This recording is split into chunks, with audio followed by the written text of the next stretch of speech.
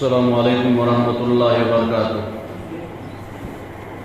ان الحمد للہ نحمده ونستعینه ونستغفره ونؤمن به ونتوکل علیہ ونعوذ باللہ من شرور انفسنا ومن سیئات اعمالنا من يهده الله فلا مضل له ومن يضلل فلا هادي له واشهد ان لا اله الا الله واشهد ان محمدا عبده ورسوله يا ايها الذين امنوا اتقوا الله حق تقاته ولا تموتن الا وانتم مسلمون يا ايها الناس اتقوا ربكم الذي خلقكم من نفس واحده وخلق منها زوجها وبث منهما رجالا كثيرا ونساء واتقوا الله الذي تساءلون به والارحام ان الله كان عليكم رقيبا يا ايها الذين امنوا اتقوا الله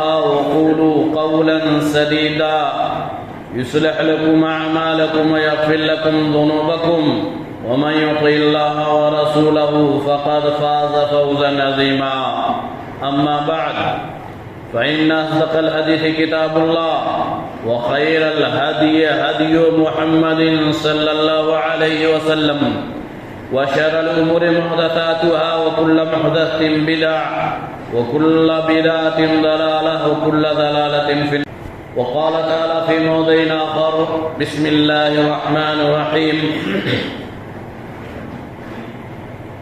لقد جاءكم رسول من أنفسكم عزيز عليه ما عنتم حريص عليكم بالمؤمنين رؤوف رحيم وقال تعالى ولقد بعثنا في كل أمة رسولا أن يعبدوا الله واجتنبوا الطاغوت سبحانك لا علم لنا إلا ما علمتنا إنك أنت العليم الحكيم حاضرین جمعہ، دینی و ملی بھائیوں، بزرگوں، عزیز بچوں، ہر طرح کے حمد و ثنا، بڑائی و بزرگی صرف اللہ تبارک و تعالی ہی کے لیے، جو سارے جہان کا خالق و مالک ہے، جس کے ہاتھ میں ہر چیز کی بادشاہت ہے۔ بعد درود و سلام و آخری نبی جناب محمد رسول اللہ صلی اللہ علیہ وسلم پر، جو ہمارے لیے ہادی و رہبر بنا کر کے بھیجے گئے۔ اسلامی بھائیوں، مذہب اسلام بہت ہی پاکیزہ اور بہت ہی سنہرا مذہب اور دھرم ہے، بہت ہی اکمل اور اتم دین ہے۔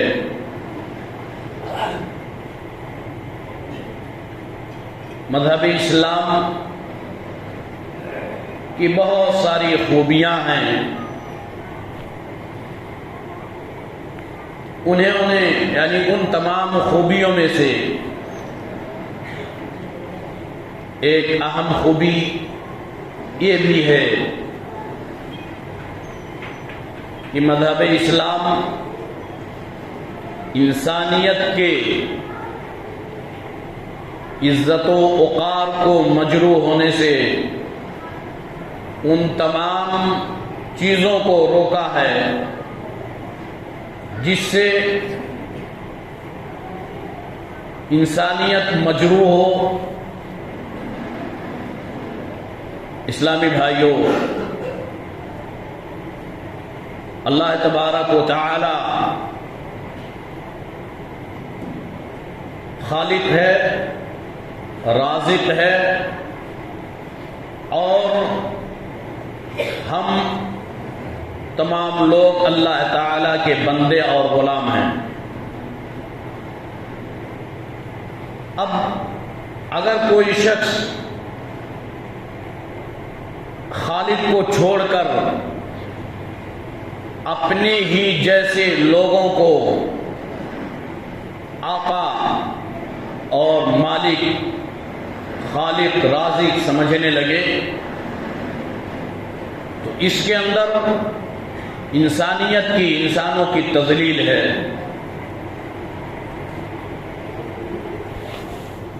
اسلامی بھائیوں، انبیاء کرام کا جو سلسلہ شروع ہوا، جب عقیدے توحید کے اندر گڑبڑیاں پیدا ہونے لگیں، اس وقت اللہ تبارک و تعالی نے اس وعدے کی یاد دہانی کے لیے جو وعدہ اللہ تبارک و تعالی نے ہم لوگوں سے لے رکھا، الست بربکم قالوا بلا شہیدنا، کہ کیا میں تم لوگوں کا رب نہیں ہوں؟ تمام لوگوں نے ایک زبان ہو کر کے کہا تھا کیوں نہیں، آپ ہمارے رب ہیں۔ لیکن دنیا میں آنے کے بعد شیطان کے وسوسے میں پڑ کر کے، شیطانوں کے جال میں پھنس کر جب ہم نے اس وعدے کو بھلا دیا اور اللہ تبارک و تعالی کے خلاقیت میں، اللہ تبارک و تعالی کی عبادت میں جب اوروں کو ہم شامل کرنے لگ گئے، ہماری عبادتوں میں جب شرک کی آمیزش ہو گئی، ہم اللہ تبارک و تعالیٰ کو چھوڑ کر دوسروں کے دروں کا چکر لگانے لگے، اس وقت اللہ تبارک و تعالیٰ نے انبیاء کرام کا سلسلہ شروع کیا، اور اس اعتبار سے سب سے پہلے رسول حضرت نوح علیہ السلام ہیں۔ قوم نوح کے اندر شرک کی ابتدا کیسے ہوئی، وہ ساری چیزیں یہاں تفصیل مراد نہیں۔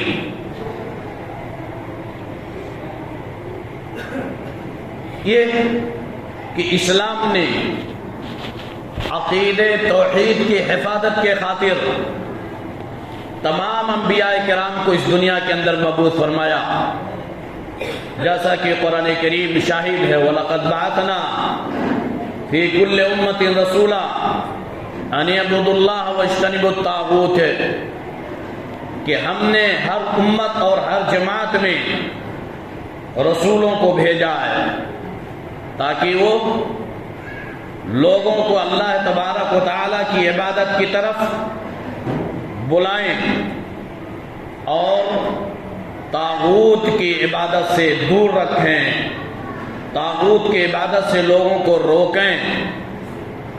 طاغوت کل ما عبد من دون اللہ، جس چیز کی بھی عبادت اللہ تعالیٰ کے علاوہ کی جائے وہ طاغوت ہیں، سرکش ہیں، شیطان ہیں، جن کی بھی عبادت اللہ تبارک و تعالیٰ کے علاوہ کی جائے۔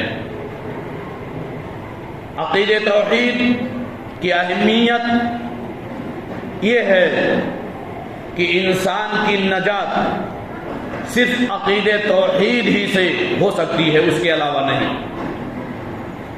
توحید میں اگر گڑبڑی ہے، جو کلمہ توحید ہے جسے ہم پہلا کلمہ کہیں یا شہادتین کا درجہ دیں، اشہد ان لا الہ الا اللہ واشہد ان محمدا عبدہ ورسولہ، اس کلمے کے اندر اگر گڑبڑی ہوئی، اس کلمے کی معنی کو سمجھنے میں اور ہمارے عقیدے کے اندر گڑبڑی اگر پائی گئی تو کبھی بھی ہمارے لیے نجات اور کامیابی نہیں ہے۔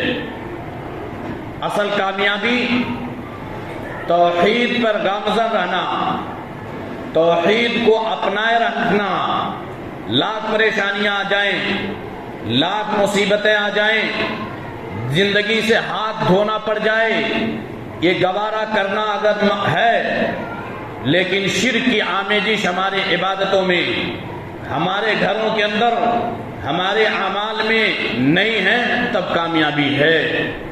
لیکن اگر شرک موجود ہے، توحید کی کمی ہے ہمارے اعمال میں، ہمارے عبادتوں میں شرک کی آمیزش ہے، تو لاکھ ہم جتن کریں ہمارے لیے کامیابی نہیں ہو سکتی۔ اللہ تبارک و تعالیٰ کا ارشاد ہے ان اللہ لا یغفر ان یشرک بہ ویغفر ما دون ذلک لمن یشاء۔ مشرک شخص کو، شرک کرنے والے کو اللہ تبارک و تعالیٰ کبھی بھی معاف نہیں کر سکتا۔ اس کے علاوہ انسان دنیا بھر کے خطاؤں کے ساتھ اللہ تعالیٰ سے ملاقات کرے، اللہ تعالیٰ کی مرضی ہے، چاہے وہ معاف فرما دے یا بقدر گناہ جہنم میں اس کو داخل کرے۔ لیکن موحدین جو ہیں، اہل توحید جو ہیں، توحید پرست جو ہیں، جن کا عقیدہ مضبوط ہے، جن کے اعمال میں، جن کے ہاں شرک کی آمیزش نہیں ہے، وہ گرچہ جہنم میں جائیں لیکن ایک نہ ایک دن جہنم سے ان کو نکالا جائے گا، اور ان کا ہمیشگی کی جو زندگی ہوگی وہ جنت ہے۔ لیکن اگر شرک پایا گیا تو اللہ تبارک و تعالیٰ خیر کرے۔ انبیاء کرام کے بارے میں اللہ تعالیٰ نے فرمایا لئن ولو اشرکوا لحبط عنہم ما كانوا يعملون۔ اگر انبیاء کرام بھی شرک کریں تو ان کے بھی اعمال اکارت اور برباد ہو جائیں گے۔ تو کلمہ توحید کی معنی آج کا یہ انسان، آج کا یہ مسلمان نہیں سمجھتا ہے جتنا کہ عقیدے توحید، اس کلمہ کے معنی کو ابو طالب سمجھتا تھا، مشرکین مکہ سمجھتے تھے۔ جب اللہ کے رسول صلی اللہ علیہ وسلم نے ابو طالب اپنے چچا سے کہا تھا کہ ابو طالب میرے چچا صرف کلمہ توحید کو پڑھ لو، میں اللہ تبارک و تعالیٰ کے ہاں بخشش کروا دوں گا، اس وقت کہا تھا بھتیجے جانتے ہو اس کلمے کا معنی، اگر میں نے اس کو پڑھ لیا تو ہماری قوم کیا کہے گی؟ لا معبود بحق الا اللہ، لا الہ الا اللہ کے معنی ہے کہ اللہ تبارک و تعالیٰ کے علاوہ کوئی حقیقی معبود ہے ہی نہیں، عبادت کے لائق ہے تو صرف اللہ تعالیٰ کی ذات ہے، حاجت روا ہے، مشکل کشا ہے، پریشانیوں کو ٹالنے والا ہے، مصیبتوں کو دور کرنے والا ہے، تمام معاملات میں ہماری روزی کا بندوبست کرنے والا ہے، ہمیں بیمار کرنے والا، اولاد دینے والا، گھروں کو گھروں کے اندر عملی گھروں کو نور پیدا کرنے والا، تمام چیزوں کا بندوبست کرنے والا صرف اللہ تبارک و تعالیٰ کی ذات ہے، اس کے علاوہ اور کوئی ذات نہیں ہے۔ وَيَمْسَسْكَ اللَّهُ بِضُرٍّ فَلَا كَاشِفَ لَهُ إِلَّا هُوَ۔ یہ اللہ تبارک و تعالیٰ کا اٹل فیصلہ ہے کہ مشرک کو کبھی بھی اللہ تعالیٰ معاف نہیں کر سکتا جو شرک کرنے والے ہیں۔ اور شرک کی تعریف، شرک کے انواع و اقسام، شرک کی بہت لمبی تفسیر ہو جائے گی۔ یہاں عقیدہ توحید مقصود اور مطلوب ہے کہ اس کی اہمیت کتنی ہے اسلام کے اندر۔ اللہ کے رسول صلی اللہ علیہ وسلم کی تمام انبیاء کرام چاہے 1,20,000 انبیاء کرام ہوں، جو بھی ان کی تعداد رہی ہو، تمام لوگوں کا مین مقصد، اصل ہدف صرف عقیدہ توحید کی تکمیل، عقیدہ توحید کو عام کرنا، اللہ تبارک و تعالیٰ کی وحدانیت کی طرف لوگوں کو عام کرنا تھا، اس کے علاوہ اور کوئی چیز نہیں۔ لیکن آج ہمارا عمل کیا ہے اس تعلق سے؟ ہم اپنے آپ کو موحدین میں شمار کریں، ہم اپنے آپ کو اہل سنت اور جماعت کے زمرے میں شامل کریں، اور ہمارے اعمال کے اندر شرک پائے جائیں، ہمارے اعمال میں یعنی ہم دوسروں کے غیروں کا یعنی دوسروں کے دروں کا چکر لگائیں، اور اس کے بعد ہم اپنے آپ کو کہیں ہم موحد ہیں، ہم توحید پرست ہیں۔ نبی پاک صلی اللہ علیہ وسلم نے وہ تمام حربیں استعمال کی اور ایسی چیزوں سے اپنی امت کو آگاہ کیا جس سے عقیدہ توحید کے اندر گڑبڑی پیدا ہو سکتی تھی، جس سے لوگ اللہ تبارک و تعالیٰ کو چھوڑ کر اوروں کی عبادت میں ملوث ہو سکتے تھے۔ تمام تمام چیزوں کی طرف اللہ کے رسول صلی اللہ علیہ وسلم نے، شریعت اسلامیہ نے بہت ہی واضح انداز میں لوگوں کو شرک سے منع کیا ہے، لوگوں کو توحید کی دعوت دی ہے۔ توحید کے معنی کیا ہے؟ اللہ تبارک و تعالیٰ کو ایک جاننا، ایک ماننا تمام معاملات میں۔ اب یہاں توحید کی پھر قسمیں الگ الگ ہیں، چاہے ربوبیت کا تعلق، ربوبیت سے اس کا تعلق ہو، یا الوہیت سے ہو، یا اسماء و صفات سے ہو، وہ لمبی بات ہوگی۔ اس خطبہ جمعہ کے اندر صرف یہ ہے کہ عقید توحید کی اسلام میں اور انسانی زندگی میں بہت ہی اہمیت حاصل ہے، اور انسانی زندگی کا یعنی کامیابی کا راز وہ صرف عقید توحید میں مضمر ہے۔ دنیا کے اندر کامیابی، آخرت میں کامیابی صرف عقید توحید سے ہے۔ اللہ تبارک و تعالیٰ قرآن مجید میں ارشاد فرماتا ہے، الذین آمنوا ولم یلبسوا ایمانہم بظلم اولئک لہم الامن وہم مہتدون، کہ جو لوگ ایمان لائے اور اپنے ایمان میں شرک کی آمیزش نہیں کی، کسی بھی طرح کی کوئی ملاوٹ ان کے اعمال کے اندر نہیں، شرک کے کسی بھی انواع و اقسام کی، تو انہی لوگوں کے لیے امن و سکون ہے، اور وہی لوگ ہدایت یافتہ لوگ ہیں۔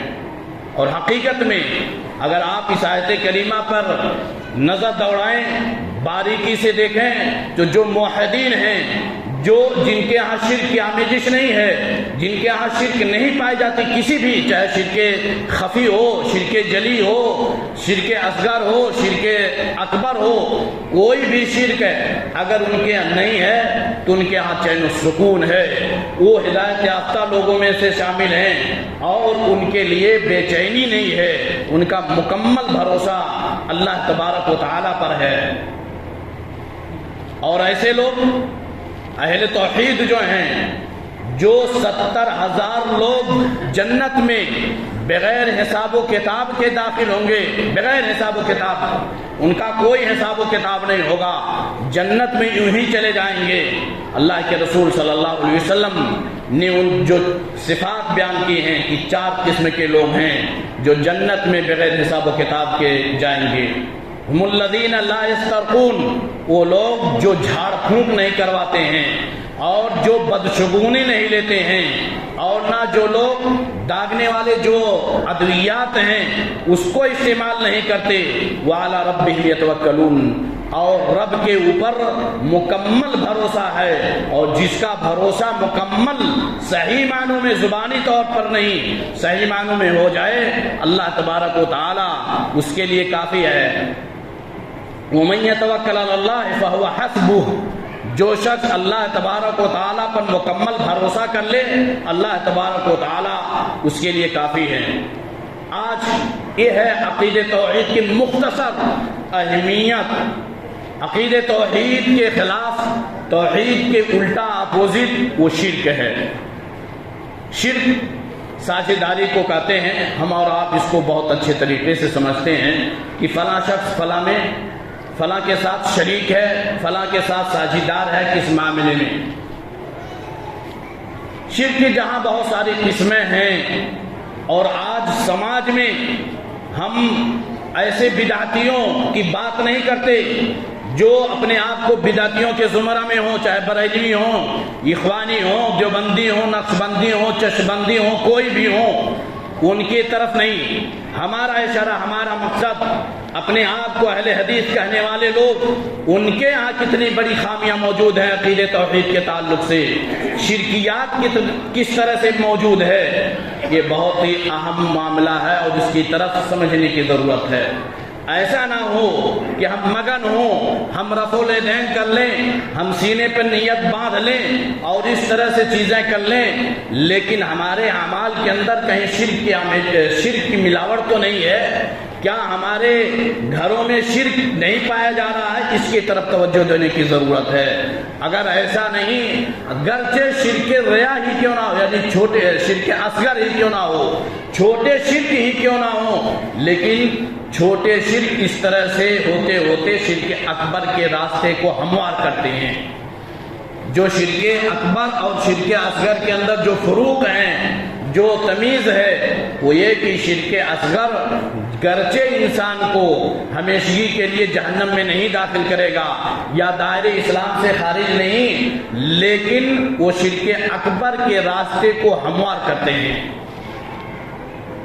اس کی مثال اگر دوں تو لمبی باتیں ہو جائیں گی۔ ان شرکیات میں سے، ان اعمال میں سے جس کی قباحت قرآن کریم اور حدیث رسول صلی اللہ علیہ وسلم سے موجود ہے، آج عراف اور کاہنوں، جادوگروں، نجومیوں کا پایا جانا اور ان سے ہم اپنے مقصد کے لیے ان کے پاس جانا، ان کی باتوں پر تصدیق کرنا اور ان کو سب کچھ سمجھ لینا ہے۔ اللہ کے رسول صلی اللہ علیہ وسلم کی حدیث ہے، من اتا عرافا او کاہنا فصدقه بما یقول فقد کفر بما انزل علی محمد صلی اللہ علیہ وسلم۔ اس طرح کی روایتیں موجود ہیں۔ مسلم کی روایت میں ہے کہ من اتا یعنی کاہنا، جو کاہن کے پاس آئے تو اس کی 40 دن تک کی نماز قبول نہیں ہو سکتی ہے، نہیں نماز قبول ہوگی۔ اس طرح سے کہیں عراف کا صرف ذکر ہے، کہیں کاہن کا ذکر ہے۔ عراف کن کو کہا جاتا ہے؟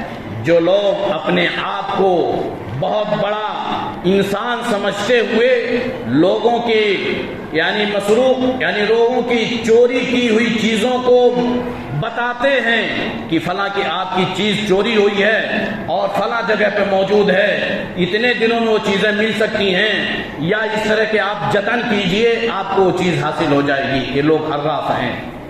کاہن جو اپنے آپ کو علم غیب کا دعویٰ کرتے ہیں، باور کراتے ہیں لوگوں کے سامنے کہ ہم تو غیب کی باتیں جانتے ہیں۔ آپ کے گھر میں گلنت کہاں ہے؟ آپ کو کس نے جادو کیا ہے؟ آپ کے کیا کھا کر کے آئے ہیں؟ آپ کے کتنے بچے ہونے والے ہیں؟ غیبیات سے جس کا تعلق ہے اس چیز کو باور کراتے ہیں۔ جو لوگ ثابت کرتے ہیں یہ کاہن ہیں۔ اور جو شخص ان خبیثوں کے پاس اور ان شیطان کے پجاریوں کے پاس اور ان قرآنی آیات کی تکذیب کرنے والے اور حدیث رسول صلی اللہ علیہ وسلم کے ساتھ مذاق کرنے والے اور شریعت اسلامیہ کوڈ کے اصلی صورت کو اور مذہبی اسلام کو بدنام کرنے والوں کے پاس جو شخص پہنچے اور ان کی باتوں کو من وعن قبول کر لے تو گویا کہ نبی پاک صلی اللہ علیہ وسلم جو شریعت لے کر کے آئے ہیں، نبی پاک صلی اللہ علیہ وسلم جو رسالت اللہ تبارک و تعالیٰ کی طرف سے لے کے آئے ہیں، انہوں نے اس رسالت کی تکذیب کی ہے، اس کو جھٹلایا ہے، کیونکہ غیب کا علم صرف اللہ تبارک و تعالیٰ کے پاس ہے۔ غیب کا علم اللہ کے علاوہ کسی اور کے پاس نہیں ہے۔ جو شخص غیب کا دعویٰ کرے کہ میں یہ سب جانتا ہوں وہ قرآن کریم کا منکر ہے، اور قرآن کریم کا منکر شخص دار اسلام سے خارج ہوگا، کیونکہ اس طرح کی روایتیں موجود ہیں اور اس طرح کی چیزیں موجود ہیں۔ بہرحال اسلامی بھائیوں، ہمارے اندر وہ چیزیں موجود ہیں۔ آج ہمارے اعمال کیسے ہیں؟ اس تعلق سے کوئی بھی پریشانی آئی تو ڈاکٹروں کے علاوہ یا وہ ساری چیزوں کو چھوڑ کر کے ہم فوراً ایسے لوگوں کے پاس پہنچتے ہیں جو تو نہ جمعہ جماعت سے مطلب ہے، نہ قرآنی آیات سے مطلب ہے، نہ طہارت سے مطلب ہے، نہ شریعت اسلامیہ کے مطابق عمل کرنے سے مطلب ہے، اور وہ اپنے آپ کو ثابت کرتے ہیں کہ ہم سب سے بڑے یعنی مستجاب الدعوات ہیں، اور ایسا ہو ہی نہیں سکتا۔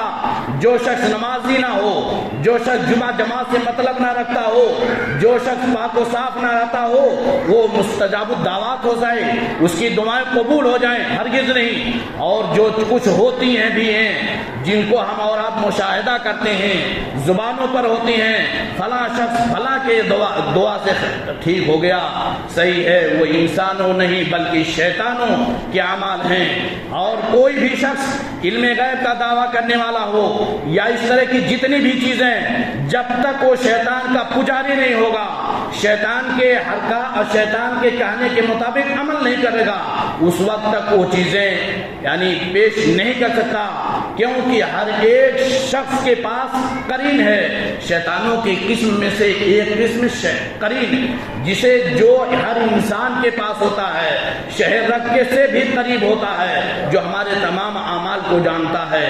اس طرح سے وہ شیطان کی مدد حاصل کرتے ہیں. اور جو شخص اللہ کے علاوہ کسی اور سے مدد طلب کرے وہ گویا کہ شرک کر رہا ہے. اور عبادت کے قسم میں عبادت کی جو تعریف ہے وہ اللہ ابن قیم رحمہ اللہ اور اس کے علاوہ بہت سارے علماء کرام نے جو تعریف کی ہے عبادت کی کہ اسم جامع لکل ما یحبہ اللہ ویرضاہ من الاقوال الظاہرہ والباطنہ. کہ عبادت کیا ہے؟ عبادت وہ ہے ہر وہ چیز جو اللہ تبارک و تعالیٰ کی خوشنودی کے لیے کی جائے, چاہے اقوال سے ہوں یا افعال سے ہوں, ظاہری طور پر یا باطنی طور پر. اور اس طرح سے بہت ساری ہماری کمیاں موجود ہیں. شرکیات میں سے, شرکی اعمال میں سے ہمارے اندر یعنی دھاگے کا باندھنا, کڑے کا باندھنا, تعویذ و گنڈے کا لٹکانا, یہ شریعت اسلامیہ کے بالکل خلاف ہے. اور گرچہ وہ قرآن کریم ہی سے کیوں نہ ہو, پھر بھی علماء کرام نے اس کے اندر اختلاف کیا اور اسے منع کیا ہے. اگر ہم قرآن کریم کی آیتوں کو اپنے گلے میں لٹکا لیں, کیا قرآن کریم اسی گلے میں لٹکانے کے لیے آیا ہے؟ کیا قرآن کریم گلے میں لٹکا کر کے ہم پیشاب پاخانہ, بیت الخلاء, ٹوائلٹ میں جا سکتے ہیں؟ یہ قرآن کریم کے ساتھ قرآن کریم کی بے عزتی ہے. ان تمام ناحیوں سے, چاہے وہ آیات قرآنیہ ہی کیوں نہ ہوں, لیکن حقیقت یہ ہے کہ اگر ان تعویذات کو آپ کھول کر کے دیکھیں تو اس میں سوائے گنتی یا سادے ورقے کے علاوہ اور کچھ نہیں پا سکتے ہیں. یہ بالکل عینی مشاہدہ ہے, دیکھنے میں چیزیں آئی ہیں اور اس کا مشاہدہ کیا گیا ہے. بہرحال اس طرح سے آج بہت سارے اعمال میں سے کالے دھاگے کا باندھنا مسلمانوں کے اندر, اہل حدیثوں کے اندر وہ چیز موجود ہے کہ کالے دھاگے چاہے پیر میں باندھ لیں یا ہاتھ میں باندھ لیں, کڑے کا پہننا, استعمال کرنا, یہ ساری چیزیں ہیں جو شرکیات میں سے داخل ہیں. اور اس سے عقیدے توحید کے اندر کمی پائی جائے گی اور عقیدہ مکمل طور پر ہمارا درست نہیں ہو سکتا. بہرحال اسلامی بھائیوں, ضرورت ہے اس بات کی کہ ہم اپنے عقیدے کی درست اپنے عقیدے کو درست کریں, ہم اپنے عقیدے میں پختگی پیدا کریں. لاکھ پریشانیاں آئیں, ہم اپنے عقیدے میں کسی طرح کے شرک کی آمیزش نہ یعنی لانے دیں, شرک کی آمیزش نہ لائیں. اگر شرک پایا گیا ہمارے اعمال میں تو ہمارے اعمال اکارت اور برباد ہو سکتے ہیں. اس لیے ضرورت ہے کہ ہم اپنے عقیدے کو پختہ اور مضبوط بنائیں. جو انبیاء کرام کے بھیجنے کا اہم مقصد ہے وہ اس مقصد کو ہم سامنے رکھیں. اگر اللہ کے رسول صلی اللہ علیہ وسلم نے جب ایک شخص کے ہاتھ میں دیکھا وہ یعنی دھاگا بندھے ہوئے, کہا یہ کیا ہے؟ کہا یہ واہنہ سے ہے, بیماری ہے. تو کہا اللہ کے رسول صلی اللہ علیہ وسلم نے انزعها, اس کو نکال پھینکو, اور اگر تم مر گئے اور یہ تمہارے پاس موجود رہا ما فلحت عبدا, کبھی بھی تم کامیاب نہیں ہو سکتے. لیکن آج ہم ان چیزوں کو حقیر سمجھتے ہیں کہ چلیے ٹیکا لگا لیا, کالے دھاگے یعنی اور کچھ کر لیا, دھاگا باندھ دیا یا بستر پر لوہا رکھ لیا, یا اس طرح کے جتنے بھی شرکیہ اعمال ہیں, جتنے بھی چیزیں ہیں وہ چیزیں ہم کر لیں, کچھ ہونے جانے والا نہیں ہے. حقیقت ہے اسلامی بھائیوں, ہمیں اس عظیم نعمت کا شکریہ ادا کرنا چاہیے جو اللہ تعالیٰ نے ہمیں عقیدے توحید جیسی عظیم نعمت سے نوازا ہے. بہت سارے ہمارے بھائی موجود ہیں جو قبروں کے پجاری ہیں, جو قبروں کے نام پر نذر و نیاز ذبح قربانیاں کرتے ہیں. اللہ تعالیٰ نے ہمیں محفوظ رکھا ہے, لیکن جماعت میں ہو جانے سے ہماری ہی جماعت اہل حدیث کی بہت سی خواتین, بہت سارے ایسے حضرات موجود ہیں جو غیروں کے نام پر ذبح قربانی کرتے ہیں, گھر کے گھر میں نہیں کیا, کہیں اور جگہ پر کیا. یہ کیا ہے؟ یہ شرکیات میں سے داخل ہیں۔ یہ اس طرح کے یعنی ہمیں چاہیے کہ ہم ان شیطانوں کے چال میں بالکل نہ پڑیں، شیطانوں کے مکر سے دور رہیں۔ یہ ہمارے ایمان کو خریدنا چاہتے ہیں، اور شیطان جب ہمارا پکا اور کھلا دشمن ہے تو اور ہم آپ اس کو بخوبی جانتے ہیں، سمجھتے ہیں کہ جو جتنا پکا دشمن ہوگا وہ اپنے اس دشمن کے لیے بھلائی زندگی بھر نہیں سوچ سکتا ہے۔